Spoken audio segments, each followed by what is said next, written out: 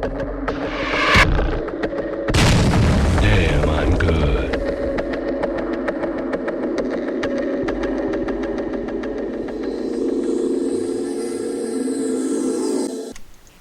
Ladies and gentlemen, welcome back to StarCraft Inc. I'm SCINC Carnum, and today I have a game for you between Horst, who is another Protoss forum user he's got a big following right now. He's very strong. It's funny because I met him way back when he was in Bronze League and I was in Platinum League, and we played a few games, but eventually I removed him from my list because we stopped talking, and now he's Master League. He's a lot better than me, so it's kind of funny how that fell out. But anyway, he's against Dhalism, and the reason that I'm casting this game is because it is a build that he's been using against Zerg that has been working wonderfully. And if you don't play Protoss and you play Zerg, please don't hate me forever for this.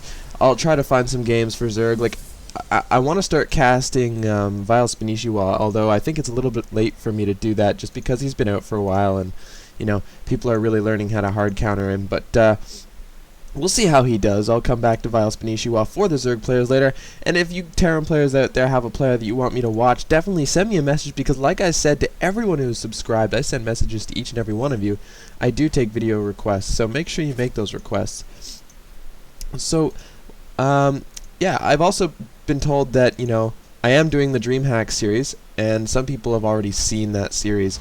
So it is a little bit disappointing for the people who have seen all those games for me to come out and produce like nothing but DreamHack games, and then you know, you guys are freaking bored. So I've got this game for you.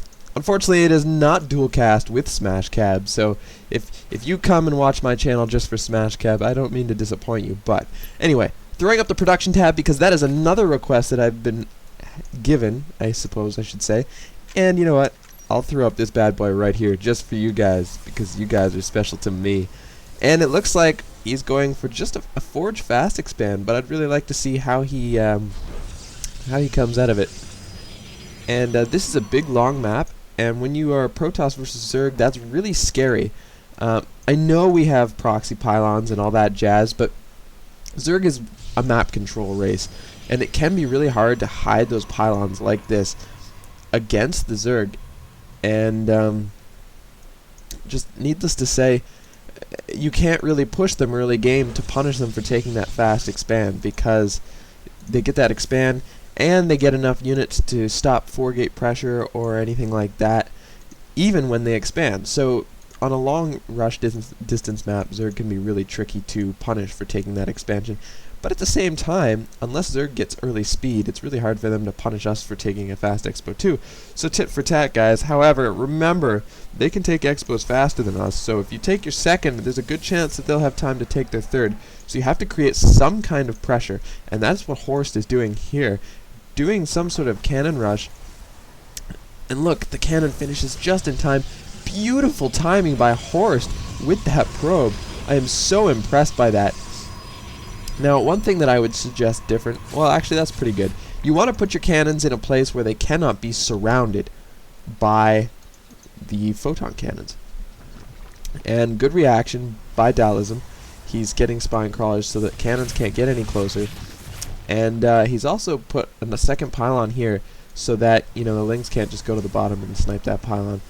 But very nice. And now this second hatch is denied. The Protoss is up a base. This is beautiful play by Horst.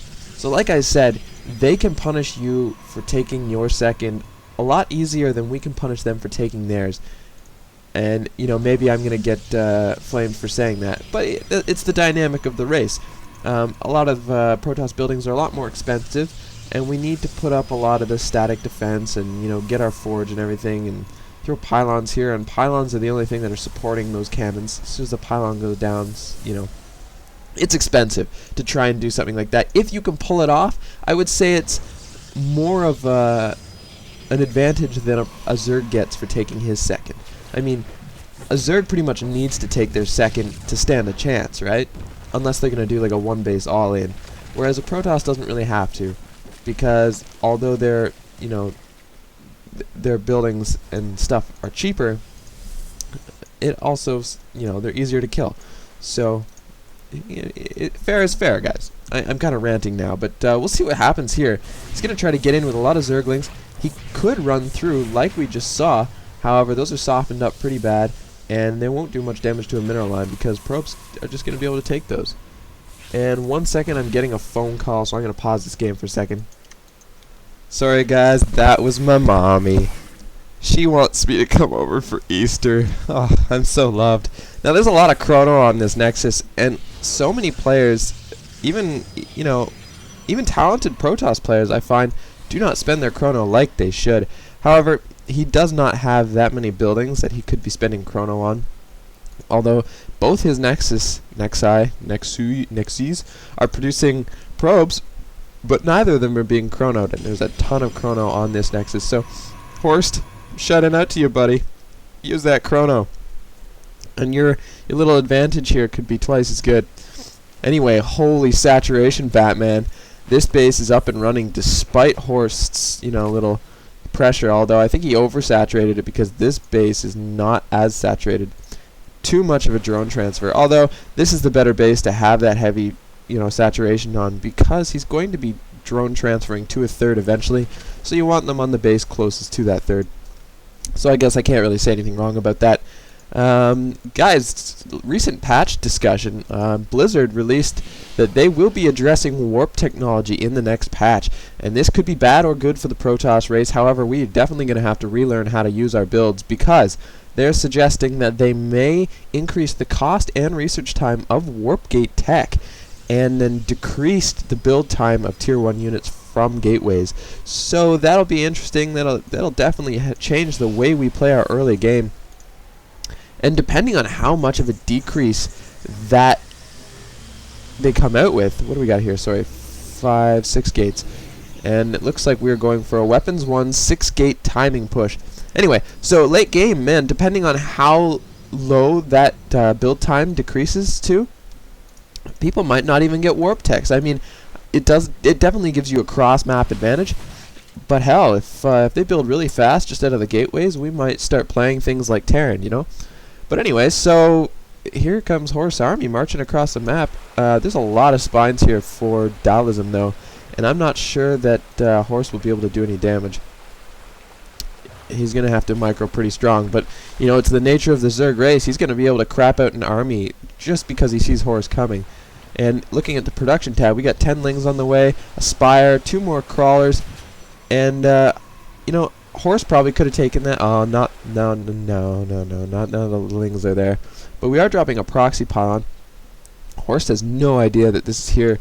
Horst is transitioning. He's getting his Twilight Council, getting a third base. It's funny because he's doing the exact same thing that the Zerg player is doing, and neither of them know that each other's doing it. So that's cute. So this queen on the high ground is going to take out that proxy. Horst, I think, is dropping a second. And here he goes. He's going to try to push this. A lot of spines, a lot of Lings. I want to see force fields here. Force field Horst. Oh, you have so many sentry.